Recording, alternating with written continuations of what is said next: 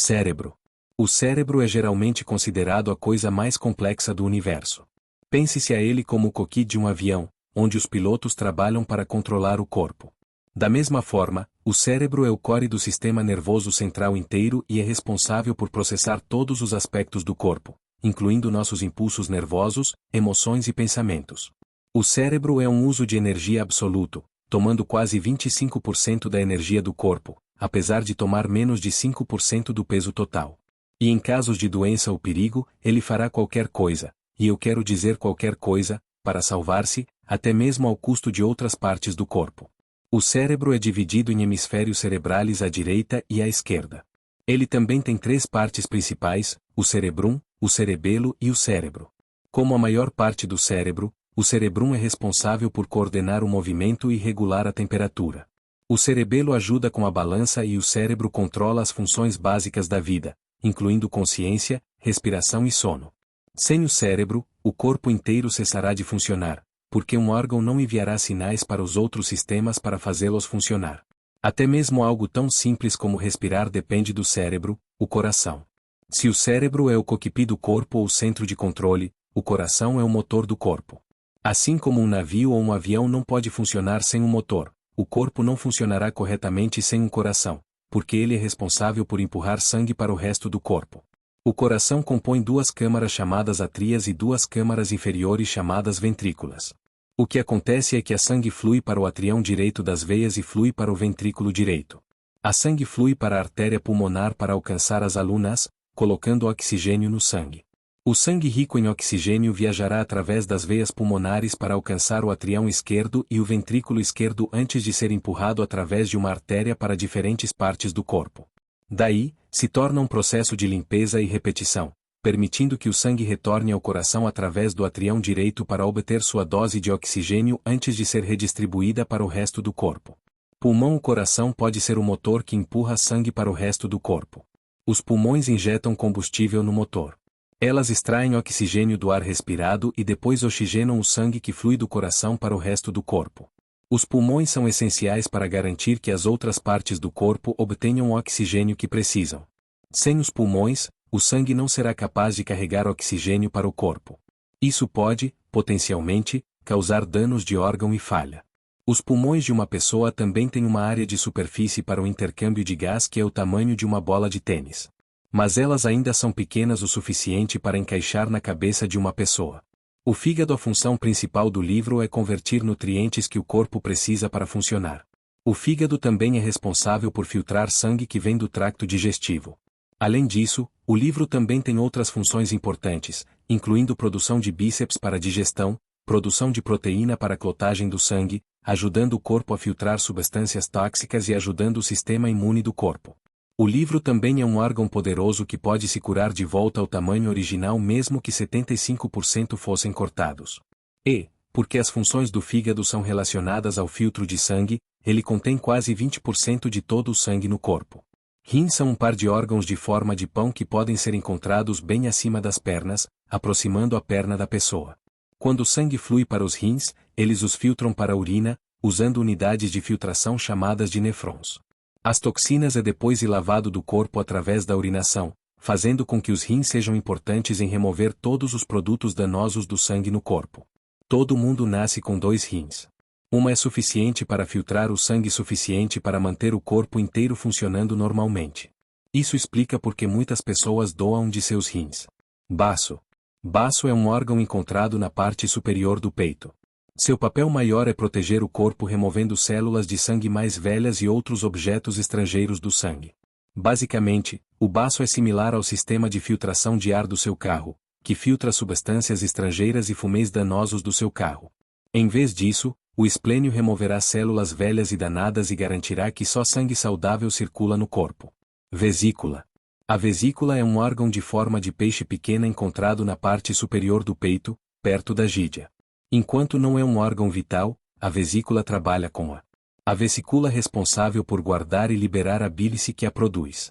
A bílice é uma substância que o corpo produz para ajudar a digestão porque pode quebrar gorduras. No entanto, uma pessoa saudável pode desenvolver vesículas que podem bloquear as vesículas. Além de causar dor severa, isso pode interferir com a digestão da pessoa e até mesmo com as funções do sangue. Pâncreas. O pâncreas está localizado na parte superior esquerda do peito e se torna tanto um órgão exocrino quanto um órgão endocríneo.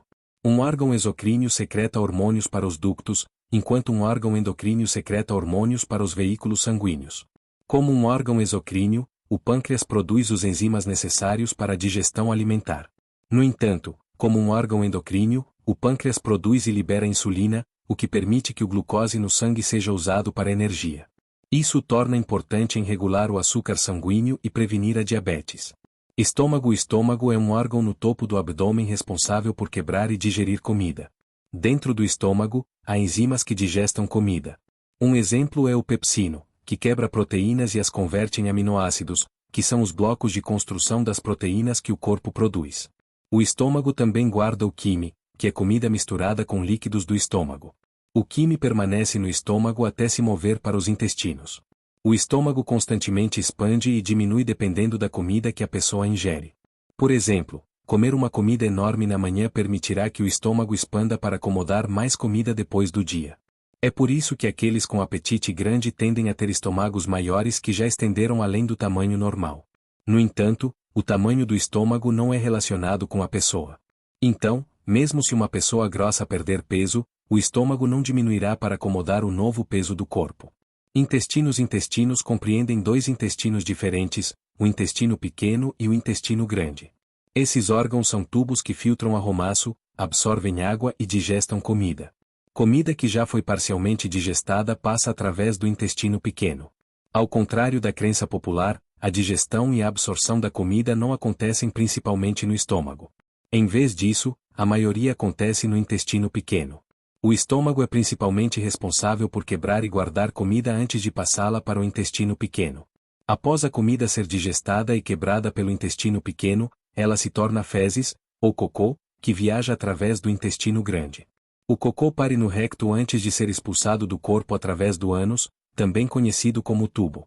Pele. A pele é o órgão mais grande do corpo, porque quase todo o corpo, à exceção das cavidades externas, é coberto pela cabeça. A pele forma parte do sistema integumentário, incluindo os dentes, gordura e cabelo.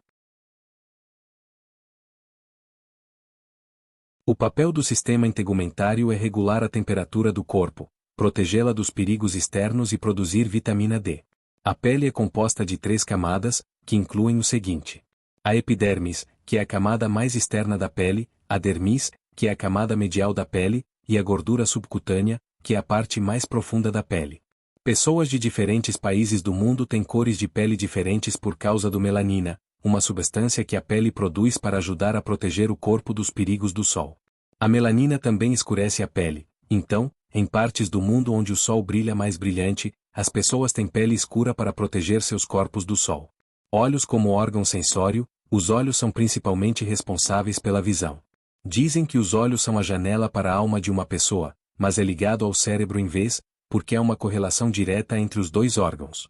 Os olhos capturam a luz visível e o permitem passar por diferentes componentes dos olhos. A luz é então processada e enviada para o cérebro, que interpreta a informação e a converte em visão. É por isso que o corpo não pode ver nada quando há pouco ou menos luz visível disponível para capturar os olhos.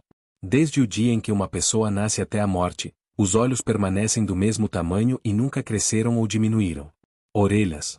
As orelhas são órgãos sensórios que são responsáveis por detectar o som, fazendo uso de ondas de som que passam pelo canal do auditivo e são enviadas para o cérebro para processar. Mas os ouvidos também são responsáveis por manter a balança, porque no fundo dos ouvidos há um sistema que está ligado aos olhos e aos músculos. Sem os ouvidos, a pessoa perderá a balança e será menos coordenada com seus movimentos. Um fato menos conhecido é que os ouvidos também estão se limpando. Algumas pessoas tentam usar cotonetes, mas a presença de cera é um sinal de que os ouvidos estão fazendo um bom trabalho em se limpar e em manter os ouros moisturados. Então pense 2 vezes em usar os cotonetes para limpar o ouvido. Língua. A língua é tanto um órgão sensório quanto um órgão muscular, porque ela tem vários propósitos. Enquanto a língua é conhecida por ajudar em provar comida e sentir gosto, e envia informação para o cérebro, ela também é um órgão que ajuda na digestão, a falar e a respirar. A língua funciona em conjunto com a boca, movendo-se ao redor enquanto a boca está chegando, fazendo mais fácil para a comida ser espalhada. Ela também é responsável por ajudar a boca a produzir sons diferentes e a pronunciar certas palavras. Finalmente, a língua ajuda a respirar mantendo o vento aberto da boca. Órgãos reprodutivos. Os corpos masculinos e femininos têm órgãos reprodutivos diferentes que formam parte de sistemas reprodutivos grandes. Para os homens, os testículos são os principais órgãos reprodutivos. Enquanto para as mulheres, os ovários são consideradas as mais importantes para a reprodução. Também conhecidas como testículos, os testes são órgãos encontrados em uma caixa de pele chamada de escrotum. Basicamente, estes são os baldes. O papel dos testes é produzir espermo e um hormônio chamado de testosterona. Isso dá aos homens os músculos grandes e vulgares, problemas de raiva, etc. Enquanto isso, os ovários são encontradas em cada lado do útero da mulher. O principal papel dos ovários é produzir ovos para fertilização e os hormônios de estrogênio e progesterona. Sem os ovários, o corpo feminino não pode engravidar e vai experimentar um desbalanço hormonal.